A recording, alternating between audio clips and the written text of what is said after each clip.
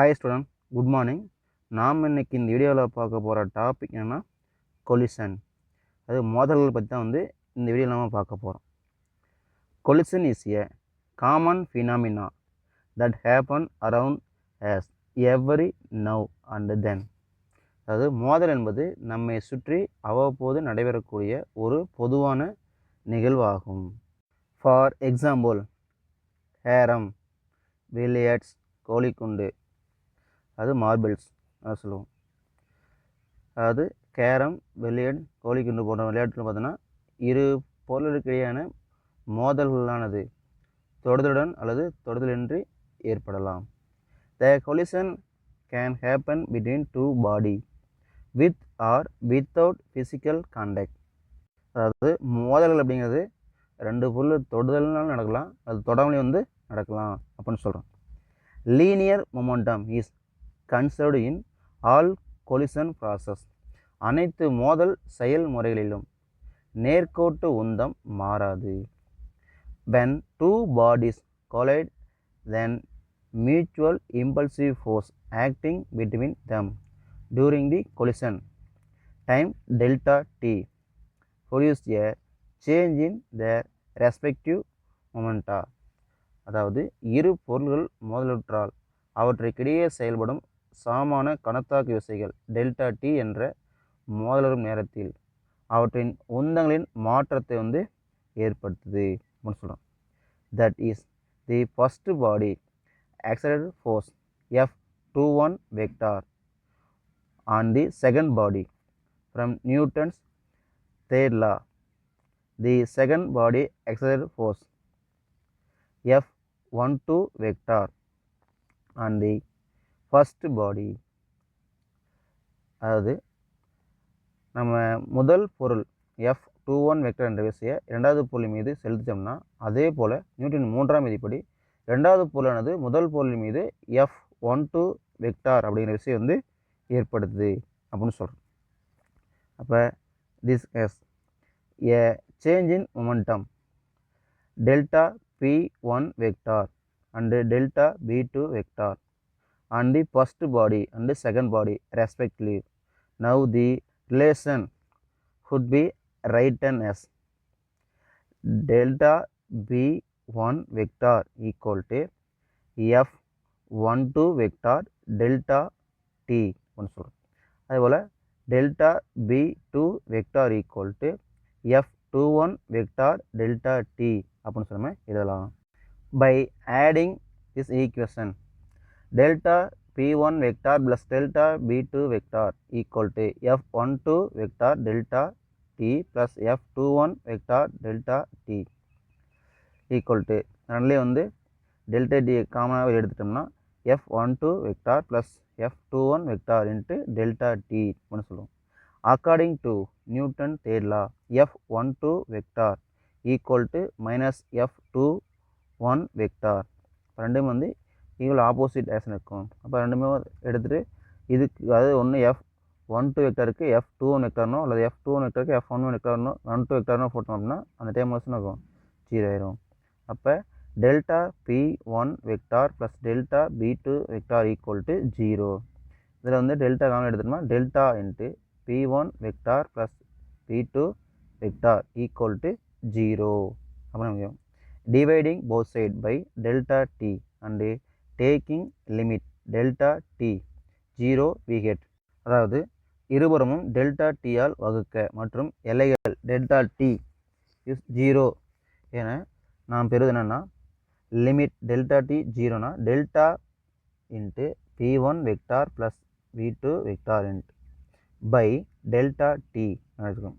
அதே டெல்டா டீன்னு சொல்லி போகிறோம். இப்போ T into P1 vector plus V2 vector by dt equal to 0 அப்படின்னு சொல்கிறோம். The above expression implies that the total linear momentum is a conserved quantity. மேற்கண்ட சமன்பாடு மொத்த நேர்கோட்டு உந்தம் ஒரு மாறாத அளவு என்பது நமக்கு குறிக்குது அப்படின்னு சொல்கிறோம். அது மட்டும் இல்லை, note the momentum is a vector quantity, hence vector addition has to be followed to find the total momentum of the individual body in collision. உந்தம் ஒரு வெக்டர் அளவாகும், எனவே மோதலின் போது தனித்தனி பொருளின் உந்தத்தை காண வெக்டர் கூடுதல் பின்பற்றப்பட வேண்டும் அப்படின்னு சொல்லி சொல்கிறோம். டைப்ஸ் ஆஃப் கொலிஷன், மோதல்களின் வகைகள்.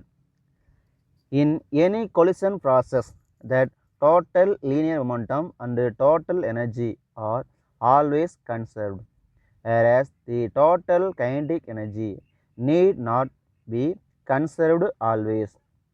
எந்த ஒரு மோதல் செயல்முறைகளிலும் அதாவது மொத்த நேர்கோட்டு உந்தமும் மொத்த ஆற்றலும் எப்போதும் மாறாது. அதே சமயம் மொத்த இயக்க ஆற்றலானது எப்போதும் மாறாமல் இருக்க வேண்டிய தேவையில்லை.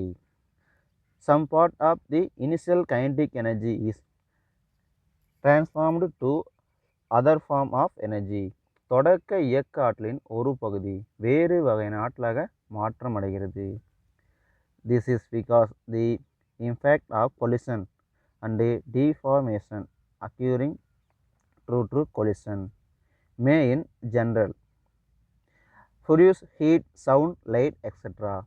ஏனென்றால் மோதல்கள் மற்றும் மோதலால் ஏற்படும் உருகுலைவு ஆகியவற்றின் தாக்கம் பொதுவாக வெப்பம், ஒளி போன்றவற்றை உருவாக்குகிறது.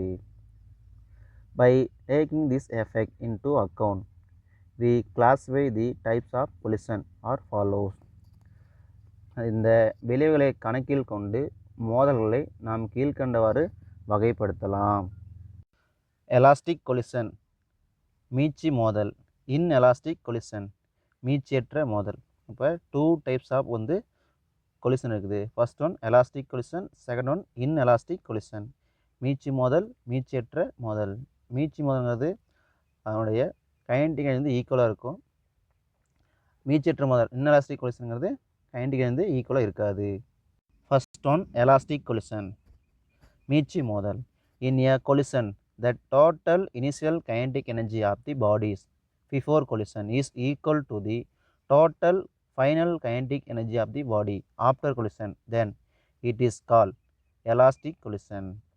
ஒரு மோதலின் பொருட்களின் தொடக்க மொத்த இயக்க ஆற்றலானது மோதலுக்கு முன், அதேபோல் பொருட்களின் இறுதி மொத்த இயக்க ஆற்றலானது மோதலுக்கு பின் சமமாக இருந்தால் அது மீட்சி மோதல் எனப்படும். Total kinetic energy before collision equal to total kinetic energy after collision. அதாவது மோதலுக்கு முன் மொத்த இயக்க ஆற்றலும் மோதலுக்கு பின் மொத்த இயக்க ஆற்றலும் ஈக்குவலாக இருந்துச்சுன்னா அது எலாஸ்டிக் கொலிஷன் அப்படின்னு சொல்லி சொல்கிறோம். Inelastic collision, in a collision the total initial kinetic energy of the bodies before collision is not equal to the total final kinetic energy of the body after collision, then it is called inelastic collision.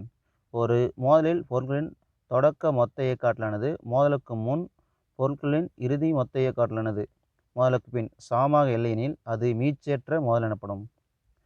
Total kinetic energy before collision is not equal to total kinetic energy after collision. மோதலுக்கு முன் மொத்த இயக்க ஆற்றல் not equal to மோதலுக்கு பின் மொத்த இயக்க ஆற்றல் அப்படின்னு சொல்லணும். அப்போ total kinetic energy after collision minus total kinetic energy before collision, the loss in energy during collision equal to del q அப்படின்னு சொல்கிறோம். அது மோதலுக்கு முன் மொத்த இயக்க ஆற்றல் மைனஸ் மோதலுக்கு பின் மொத்த இயக்க ஆற்றல், மோதலின் போது ஆற்றல் இழப்பு ஈக்குவல் டு டெல்டா q அப்படின்னு சொல்லி நம்ம சொல்கிறோம். Even though kinetic energy is not conserved but the total energy is conserved, இயக்க ஆற்றல் மாறும் எனும் மொத்த ஆற்றல் மாறாது சொல்கிறோம். This is because the total energy contain the kinetic energy terms and also terms del q, which include all the losses that takes place during collision. ஏன் அப்படின்னா மொத்த ஆற்றலானது இயக்க ஆற்றலின் சமன்பாடு மற்றும் மோதலின் போது ஏற்படும் அனைத்து இழப்புகளையும் உள்ளடக்கிய சமன்பாடு டெல்டா q ஆகியவற்றை கொண்டதுனால அது மொத்த ஆற்றல் மாறாது அப்படின்னு சொல்கிறோம். Note that loss in kinetic energy during collision is transformed to another form of energy like sound, thermal energy, etc. சொல்லும். அதாவது மோதலின் போது இயக்க ஆற்றலில் ஏற்படும் இழப்பு ஒளி, வெப்பம் போன்ற வேறு வகையான ஆற்றலாக மாற்றமடைகிறது என்பதை நம்ம அறிஞ்சுக்கிறோம். Further, if the two colliding bodies stick together after collision, such collision are now completely inelastic collision or perfectly inelastic collision. Suppose மோதலும் இரு பொருளும் மோதலுக்கு பின் ஒன்றுடன் ஒன்று ஒட்டி கொண்டால் அவ்வகை மோதல்கள் முழு மீச்சேற்ற மோதல் அல்லது மீச்சேற்ற மோதல் அப்படின்னு நம்ம சொல்லலாம் அப்படின்னு சொல்கிறோம். Such a collision is found very often. For example, when a clay footy is thrown on a moving vehicle, the clay footy will come stick to the moving vehicle and they move together with the same velocity அப்படின்னு சொல்கிறோம். உதாரணம் பார்த்தோன்னா, ஈரமான ஒரு களிமண் உருண்டை அல்லது bubblegum ஒரு இயங்கும் வாகனத்தின் மீது எரியப்பட்டால் அது இயங்கும் வாகனத்துடன் ஒட்டி கொள்கிறது மற்றும் அவை சம திசைவேகத்துடன் இயங்குது அப்படின்னு சொல்கிறோம். Comparison between elastic and inelastic collision. மீட்சி மற்றும் மீட்சியற்ற மோதல்களை ஒப்பிடுதல். Elastic collision, inelastic collision. Total momentum is conserved. மொத்த உந்தம் மாறாது. Total momentum is conserved. இதுலேயே மொத்த உந்தம் மாறாது. Total kinetic energy is conserved. மொத்த இயக்க ஆற்றல் மாறாது. அதே போல் இதுலேயும் பார்த்தீங்கன்னா total kinetic energy is not conserved. மொத்த இயக்க ஆற்றல் மாறும் அப்படின்னு சொல்கிறோம். Force involved are conservative force. Force involved are non conservative force. தொடர்புடைய விசைகள் ஆற்றல் மாற்றா விசைகளாக இருக்கும். இதில் தொடர்புடைய விசையில் ஆற்றல் மாற்றும் விசையில் இருக்கும் அப்படின்னு சொல்கிறோம். Mechanical energy is not dissipated. இயந்திர ஆற்றல் சிதைவடையாது. Mechanical energy is dissipated into heat, light, sound extra. இயந்திர ஆற்றலானது வெப்பம், ஒளி போன்றவையாக வெளிப்படுகிறது.